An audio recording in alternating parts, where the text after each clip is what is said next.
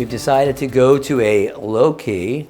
We're using another muslin background. This is a 10 by 12, handmade by David Mayhew. It's one of my designs from a long time ago. It's called Kelly Cool, and it always works. And it's perfect for anything darker than skin tone. So this is our pretty low key casual.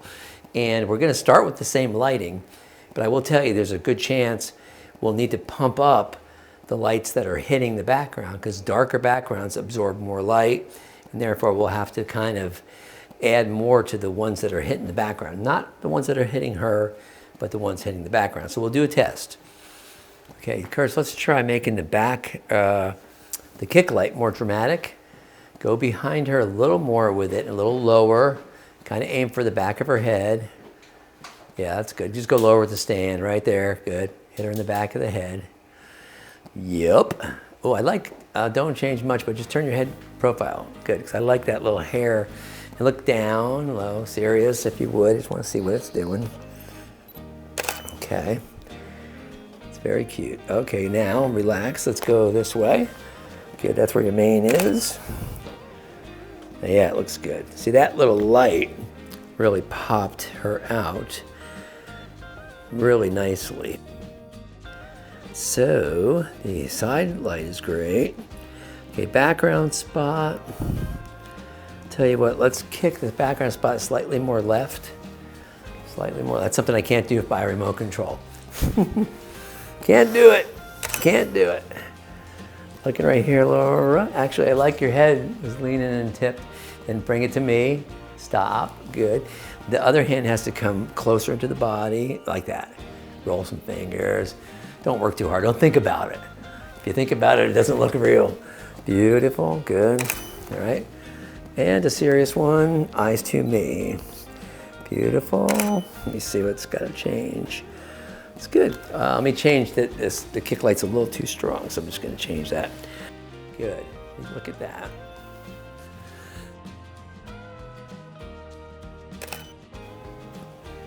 That's very nice. Stay with me, it's super pretty. Good. Good, good, good. Curtis, let's move the mane shorter, since she's in a good spot. Okay.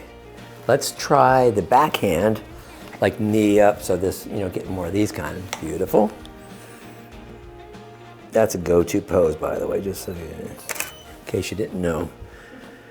Let me just take a moment to review the lighting and the positions and what's going on, because when we get to moving things around, people get lost. We get lost. We forget which one is which, but I just want to reiterate. The AD300 is right here as a main. The reason we put this here, this little gobo, was when she put her arm up, it got too hot. So we just trimmed that a little bit. The reflector is always opposite the main, wherever that is. And we always send lots of light to it. So we call it feathering, basically, rather than just pointing it at your subject. You shouldn't do that anyway. We aim to kind of share it between subject and reflector. Back here, we're using our kick light. As we mentioned earlier, we returned to barn doors.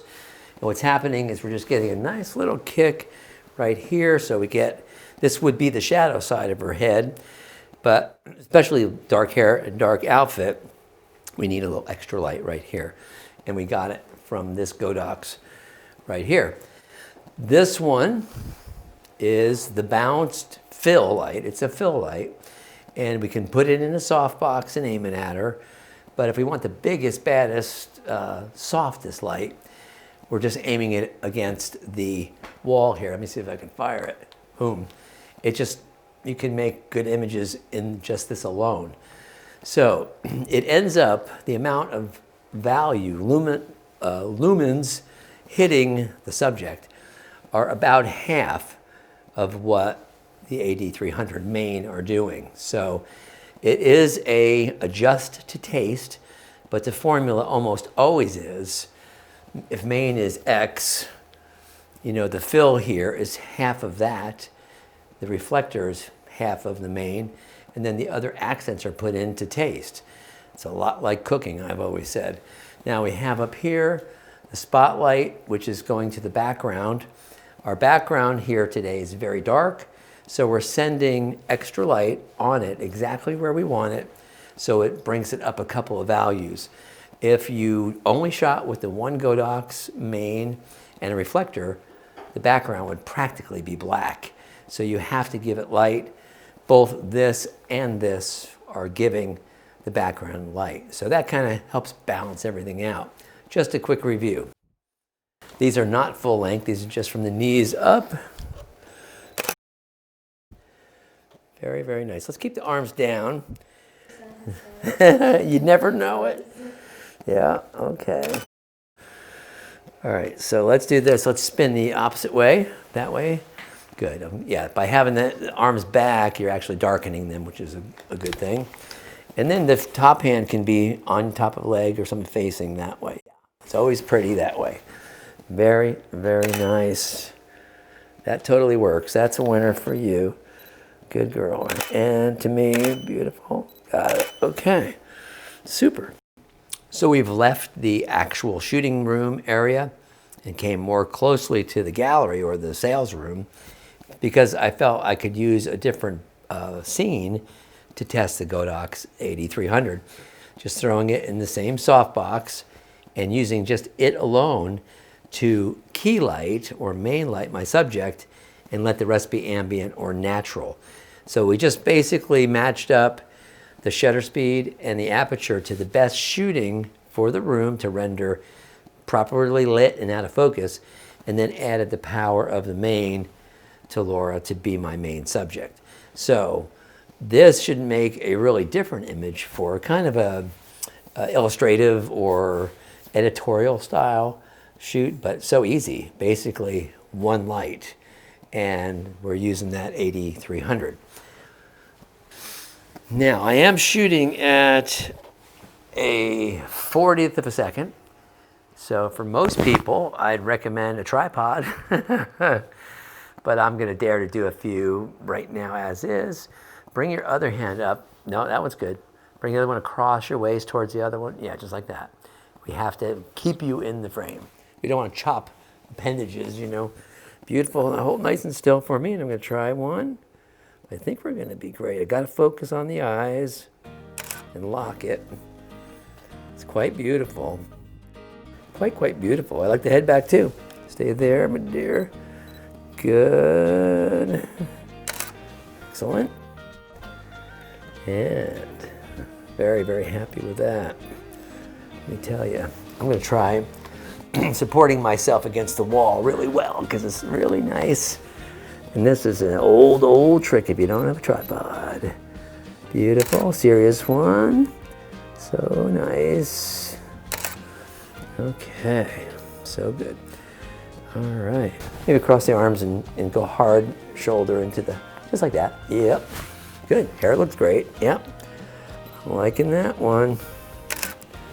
Good, stay with me, beautiful. Perfect. Now, once again, when you're doing this, your bottom hand, if it's not working and holding something, which it works good for you there, it would have to kind of point down a little bit. Skinny hand, you know, like that. Good, but I think when you gathered the fabric, it's kind of more natural. Okay, right there. Good, stay with me. Beautiful. Good. Couple serious frames just so I have one. Nice, eyes. Beautiful. Good.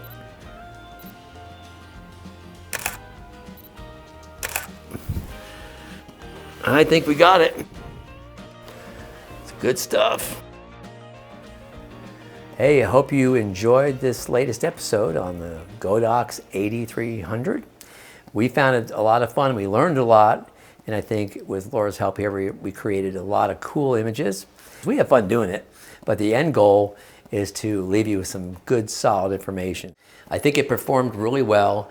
Obviously, it has the power, it has the recycle time, and it's gonna last me through any session, probably several sessions per charge, because I'm usually shooting at average half, well, on this one, quarter power or less in most cases. It now has a brighter modeling lamp. That's all good. And I think we've given it a good workout today, but there's more to do. There are a lot of things we've yet to try with it. And the most significant, I think, is dragging it down location and using alternate modifiers besides this one small softbox. So stay with us, subscribe, and we'll see you back here again on Master Photo Techniques.